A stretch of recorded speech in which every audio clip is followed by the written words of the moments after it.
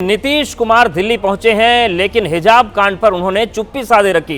ABP news ने नीतीश कुमार से सवाल किया कि आखिर उस पर उनकी क्या प्रतिक्रिया है, तो नीतीश कुमार खामोश रहे और हिजाब कांड पर बिना कुछ जवाब दिए वो आगे निकल गए। एबीपी न्यूज ने सीधा सवाल उनसे पूछा था हिजाब वाले मामले को लेकर, लेकिन इस पर बिहार के मुख्यमंत्री ने कोई जवाब नहीं दिया। तो नीतीश कुमार आज दिल्ली पहुंचे हैं और जब वो दिल्ली पहुंचे उस वक्त एबीपी न्यूज ने उनसे सवाल पूछा हिजाब कांड को लेकर, लेकिन नीतीश कुमार इस पर चुप्पी साधे रहे और इस पर उन्होंने जवाब नहीं दिया। एबीपी न्यूज के सवाल पर नीतीश कुमार खामोश बने रहे और वो आगे निकल गए। तो जिस तरीके से कार्यक्रम में एक छात्रा का उन्होंने हिजाब हटाने की कोशिश की थी, उसके बाद देश भर में प्रतिक्रियाएं हो रही हैं। नीतीश कुमार पर गंभीर सवाल उठ रहे हैं और इसी को लेकर, यही जो सवालों का सिलसिला चल रहा है, इसको लेकर एबीपी न्यूज ने सवाल पूछा था नीतीश कुमार से कि आखिर उस पर आप खामोश क्यों हैं और जवाब कब देंगे। तो इस पर नीतीश कुमार कुछ नहीं बोले। नीतीश जी क्या बोलेंगे? क्या नौबत रही कि महिला डॉक्टर का हिजाब खींचना पड़ा सर? क्यों महिला डॉक्टर का हिजाब खींचना पड़ा सर? माफी मांगेंगे सर, माफी मांगेंगे सर, नीतीश जी माफी मांगेंगे क्या? क्यों ये नौबत रही कि महिला डॉक्टर का हिजाब खींचना पड़ा सर? क्या माफी मांगना चाहेंगे? तो देखिए, हमारी सहयोगी अजातिका ने उनसे सवाल पूछा कि नीतीश कुमार आपको हिजाब आखिर क्यों खींचना पड़ा और क्या इस पर आप माफी मांगेंगे। इस पर नीतीश कुमार कुछ नहीं बोले, हाथ जोड़कर अपनी गाड़ी में बैठे और निकल गए। तो सवाल यही है कि नीतीश कुमार जवाब क्यों नहीं दे रहे हैं और इस पर क्या उनका स्टैंड सामने आएगा। 3 तस्वीरें आपके सामने है। पहली तस्वीर एयरपोर्ट के बाहर जब वो निकले तो हमारे सहयोगी ने उनसे सवाल किया। दूसरी वो तस्वीर आपको दिखा रहे हैं जिसने पूरे देश में विवाद को जन्म दिया। उन्होंने जिस तरीके से उस लड़की का हिजाब खींचा था उसको लेकर सवाल उठे। और तीसरी तस्वीर, बार बार एबीपी न्यूज की तरफ से सवाल पूछा गया लेकिन नीतीश कुमार आगे निकल गए और इस सवाल का उन्होंने कोई जवाब नहीं दिया कि आखिर हिजाब उन्होंने क्यों खींचा था और क्या इस पर वो माफी मांगेंगे, क्या उनको इस घटना पर अफसोस है। तो ये 3 तस्वीरें हम आपको दिखा रहे हैं। नीतीश कुमार आज दिल्ली पहुंचे हैं, बिहार के मुख्यमंत्री, वो कार्यक्रम की तस्वीर भी हम आपको दिखा रहे हैं जिसमें उन्होंने हिजाब खींचा था और इसको लेकर पक्ष विपक्ष हर तरफ से सवालों का सिलसिला खड़ा हुआ था।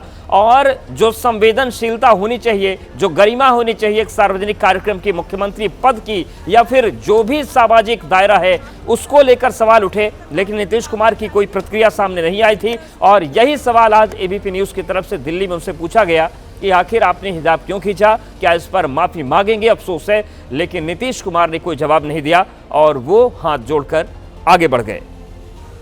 लगातार इस पूरी घटना को लेकर विवाद हो रहा है। 10वीं बार मुख्यमंत्री बने नीतीश कुमार, 20 नवंबर को ही उन्होंने शपथ ली थी और शपथ लेने के कुछ दिनों बाद ही कुछ ऐसा घटनाक्रम हुआ जो लगातार चर्चाओं में बना हुआ है। कई लोग उनके माफ़ी की तो कई लोग उनके इस्तीफे तक की मांग कर रहे हैं, लेकिन फिलहाल किसी भी बात पर वो चुप्पी बनाए बैठे हैं और कुछ भी बोलने से आज भी इनकार कर दिया। कैमरा पर्सन जितेंद्र के साथ अजातिका सिंह, एबीपी न्यूज, दिल्ली। और अजातिका हमारी सहयोगी हमारे साथ जुड़ गई। उन्होंने सवाल पूछा था नीतीश कुमार से, बार बार पूछा था कि क्या आप माफी मांगेंगे। सीधे उन्हीं का रुख करते हैं। अजातिका, जिस तरीके से नीतीश कुमार आज दिल्ली पहुंचे, आपने उनसे सवाल किया, क्या कोई प्रतिक्रिया उन्होंने देना सही नहीं समझा?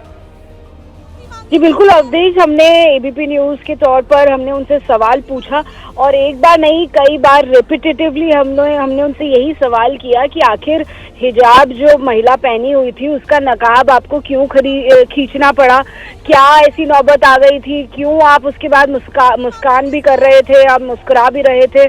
कोई जवाब वो देते हुए हमें नजर नहीं आए, किसी भी सवाल का जवाब देने से वो बचते हुए नजर आए। 10वीं बार देखिए वो मुख्यमंत्री बने हैं बिहार के और बड़ी ही तेज प्रतिक्रियाएं जो हैं इस पूरे घटनाक्रम के बाद आ रही हैं अलग अलग जो पार्टीज हैं उनकी तरफ से।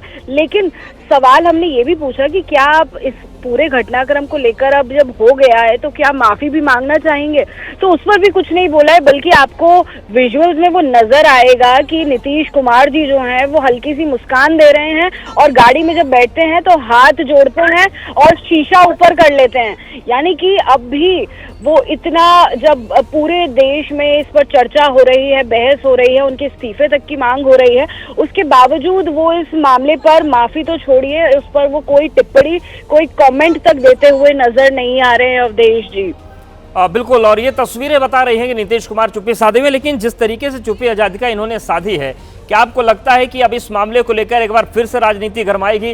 क्योंकि बड़े पद पर हैं, 10-10 बार शपथ ले चुके बड़े नेता हैं और उनकी चुप्पी टूटनी जरूरी है, पता तो चले कि आखिर ये घटना हुई क्यों। जी बिल्कुल अवधेश, इसमें मामला जरूर और गरमाएगा, क्योंकि ये ना सिर्फ एक महिला की बात है, ये वो तमाम महिलाओं की इज्जत से जुड़ा हुआ मामला बन गया है, जिसको अलग अलग राजनीतिक पार्टी, चाहे वो कांग्रेस हो या आरजेडी हो, वो सवाल उठा रही हैं और इसे सीधे सीधे महिला की सुरक्षा से भी जोड़कर देखा जा रहा है। अब ऐसे में हम ये भी जानते हैं कि उनका जो साथ है, उनके इस पूरे जो कुछ घटनाक्रम हुआ, उस घटनाक्रम का समर्थन करते हुए हमें गिरिराज सिंह जी नजर आए थे, और इससे भी ज्यादा खराब बात करते हुए हमें यूपी के जो मंत्री हैं संजय निषाद जी, वो भी नजर आए थे, जहां वो कह रहे थे कि कहीं और छू लिया होता या कहीं और उंगली लग गई होती तो क्या होता, नकाब ही तो था, नकाब पर इतना क्या, कहीं और उंगली पड़ जाती तब क्या कहते आप लोग। तो जहां इतनी खराब, इतनी तुच्छ तरह की प्रतिक्रियाएं भी आ रही हैं कई सारे राजनीतिक नेताओं से, और यहाँ पर नीतीश कुमार, अगर उनसे गलती हुई है तो आखिर वो माफी क्यों नहीं मांग रहे हैं, ये भी जानना जरूरी हो जाता है। और अपने आप में जो तमाम महिलाएं हमें देख रही हैं, सुन रही हैं, जिन्होंने वो विजुअल्स देखे हैं, उन्हें अपने आप गुस्सा जरूर आ रहा है वो प्रतिक्रियाएं देखकर। अगर आप बिल्कुल, सवाल ये उठ रहा है कि आखिर इस घटना को क्या इस तरीके से जताने की कोशिश की जा रही, कुछ हुआ ही नहीं। और एक बार फिर से सुनवा देते हैं दर्शकों को कि किस तरीके से एबीपी न्यूज ने आज नीतीश कुमार से सवाल किया, आजादिका ने सवाल किया और किस तरीके की प्रतिक्रियाएं सामने आई। देखिए और सुनिए। नीतीश जी क्या बोलेंगे? क्या नौबत रही कि महिला डॉक्टर का हिजाब खींचना पड़ा सर? क्यों महिला डॉक्टर का हिजाब खींचना पड़ा सर? माफी मांगेंगे सर, माफी मांगेंगे सर, नीतीश जी माफी मांगेंगे क्या? क्यों ये नौबत रही कि महिला डॉक्टर का हिजाब खींचना पड़ा सर? क्या माफी मांगना चाहेंगे? और इन सवालों के बीच अब एक सवाल और उठ रहा है कि आखिर नुसरत कहां है। इस बारे में किसी को अभी कुछ नहीं पता। एबीपी न्यूज नुसरत के घर पहुंचा, जो पटना के पाटलिपुत्र इलाके के मोहिउद्दीन अपार्टमेंट में है। पता चला कि नुसरत अपने पति और बच्चे के साथ यहां रहती हैं, लेकिन अभी फ्लैट पर वो नहीं है। बिहार के मुख्यमंत्री नीतीश कुमार ने जिस आयुष चिकित्सक नुसरत परवीन का हिजाब खींचा, उसे पूरा देश ढूंढ रहा है। बहरहाल कल नुसरत परवीन को ड्यूटी ज्वाइन करना था, लेकिन उन्होंने नहीं किया। लेकिन अब जो ज्वाइनिंग की तारीख है उसे 31 दिसंबर तक के लिए बढ़ा दिया गया है। बड़ी खबर हम आपको बता रहे हैं कि जिस अपार्टमेंट में नुसरत परवीन रहती है उसके बाहर हम मौजूद हैं। मोहिउद्दीन अपार्टमेंट ये है और इसी के फ्लैट नंबर 201 में अपने परिवार के साथ नुसरत परवीन जो हैं वो रहती हैं। नुसरत परवीन के जो हस्बैंड हैं वो भी डॉक्टर हैं, न्यूरो के वो डॉक्टर हैं, ब्रेन का इलाज करते हैं। और जिस तरीके से हिजाब का मुद्दा गरमाया, उसके बाद हर कोई नुसरत परवीन को खोजने में लगा हुआ है। नुसरत परवीन कब ड्यूटी ज्वाइन करेंगी, ये बड़ा सवाल है, क्योंकि कई जगह ये खबरें चली कि नुसरत परवीन ड्यूटी नहीं ज्वाइन करेगी। उसके बाद काफ़ी ज़्यादा नीतीश कुमार और पूरे बिहार सरकार की जो फजीहत है वो होने लगी। झारखंड की बात करें, उत्तर प्रदेश की बात करें, कई राज्यों के मुख्यमंत्री हों, नेता हों, विधायक और मंत्री हों, उन्होंने बिहार सरकार को कटघरे में खड़ा किया। और जिस तरीके से ये हिजाब का मुद्दा गरमा रहा है, उसके बाद नुसरत परवीन कहाँ हैं ये हर कोई पूछ रहा है। इसी अपार्टमेंट में वो रहती हैं, फ्लैट नंबर 201 है, दूसरे तल्ले पर।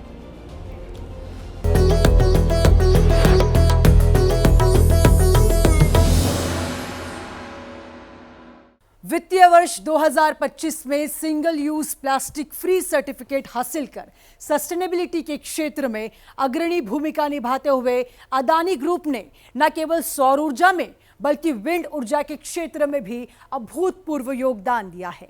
स्वर्णिम भारत के महानिर्माण में पवन ऊर्जा की ये अपार शक्ति हवा की लहरों को विद्युत ऊर्जा में बदलने के साथ तकनीकी विकास और ऊर्जा सुरक्षा को सुनिश्चित कर रही है। इसके साथ ही ग्रीन एनर्जी स्थानीय अर्थव्यवस्था को मजबूत बनाते हुए लाखों रोजगार सृजित कर रही है। भारत की विंड पावर क्षमता अभूतपूर्व प्रगति करने के साथ साथ भारत को ग्लोबल ग्रीन एनर्जी लीडर के तौर पर स्थापित करने के लिए प्रयासरत है।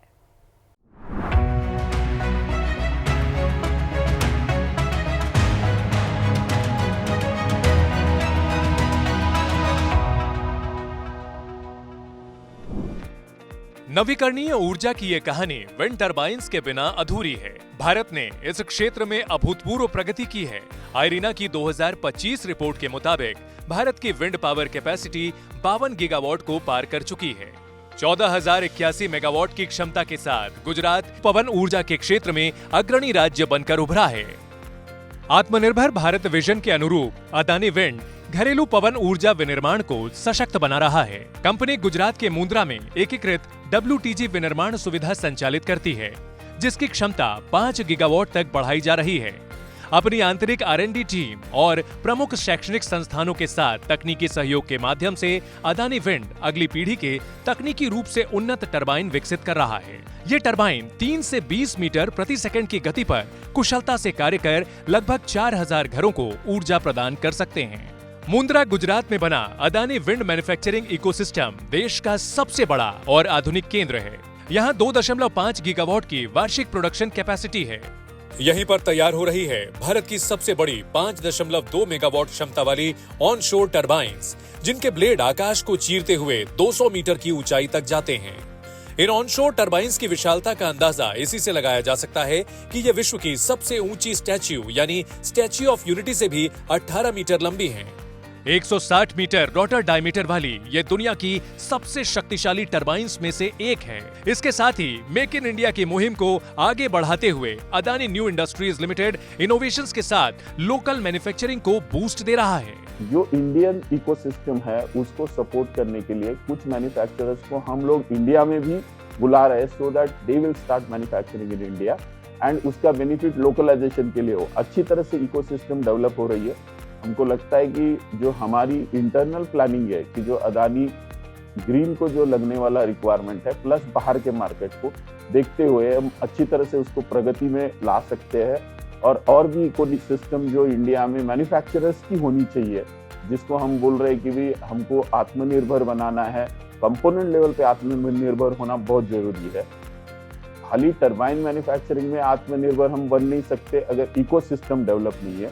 O&M जैसे एक्टिविटी के लिए लोकलाइजेशन होना बहुत इंपॉर्टेंट है।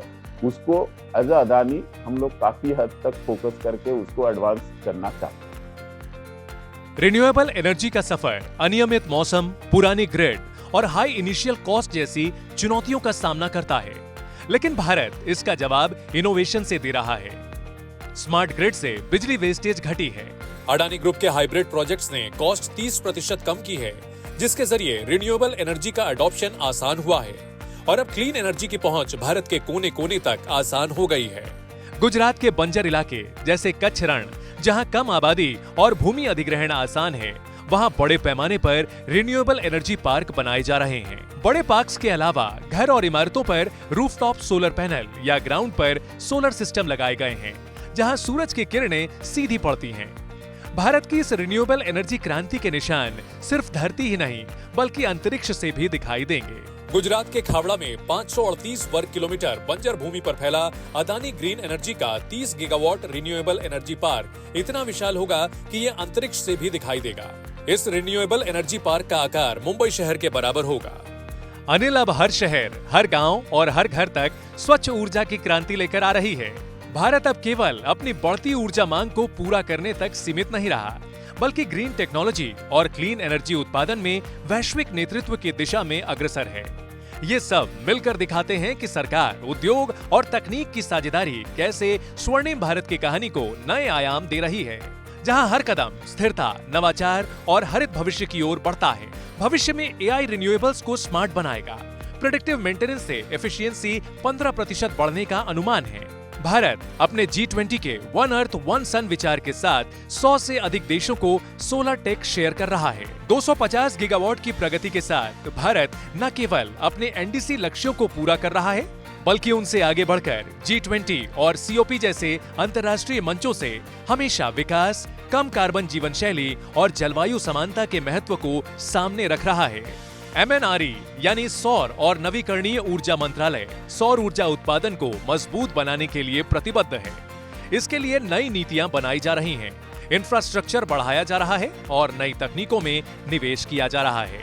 देश भर में सौर और पवन पार्क ने सिर्फ ऊर्जा ही नहीं बढ़ाई, बल्कि भारत के विकास में अपना योगदान दिया है। हरित ऊर्जा क्रांति एक नई सुबह का आगमन है, जहां सूरज की किरणें और हवा की लहरें मिलकर न केवल ऊर्जा प्रदान कर रही हैं, बल्कि लाखों सपनों को पंख दे रही हैं। हरित ऊर्जा उत्पादन और पर्यावरण संरक्षण की ये यात्रा पूरे भारत को आत्मनिर्भर, सतत और समृद्ध बनाते हुए एक ऐसे भविष्य की ओर ले जा रही है जहां हर घर रोशन हो, अर्थव्यवस्था मजबूत हो और हमारा पर्यावरण सुरक्षित हो। स्वर्णिम भारत के महानिर्माण में आज बस इतना ही। हम फिर मिलेंगे एक ऐसे ही मेगा प्रोजेक्ट की कहानी के साथ। धन्यवाद।